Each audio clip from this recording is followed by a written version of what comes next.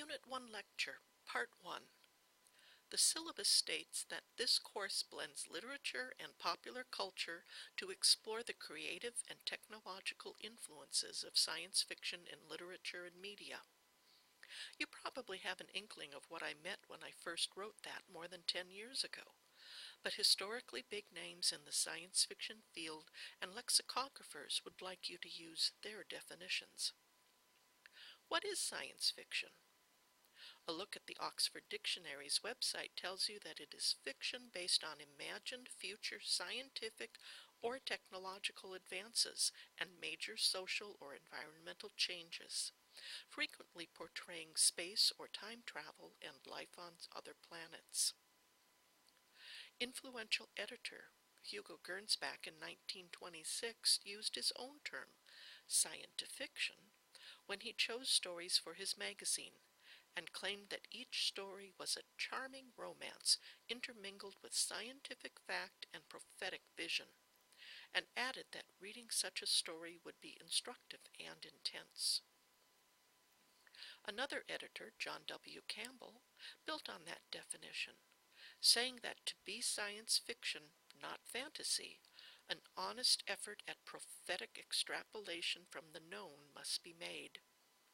He said that in 1947, and the SF community continues to argue on the place of fantasy in the science fiction world today. In 1962, Rod Serling, creator of The Twilight Zone, declared, "Fantasy is the improbable made probable. Science fiction is the improbable made possible."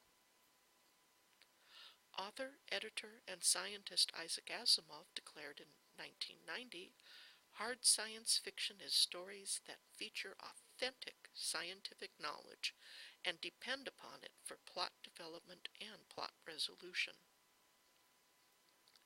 Acknowledging the difficulty in making everyone agree, author-editor Damon Knight in 1952 stated, "Science fiction is what we point to when we say it." And author Norman Spinrad wryly declared, "Science fiction is anything published as science fiction," in 1974. As for the term popular culture, Dictionary.com defines it as cultural activities or commercial products reflecting, suited to, or aimed at the tastes of the general masses of people. The Collins Dictionary goes a few steps further, declaring it the general culture of a society, including ideas, music, books, and the mass media, as opposed to high culture. My own observations as an SF fan for several decades are that the people arguing on the definition of science fiction today would prefer their pure use of SF is high culture.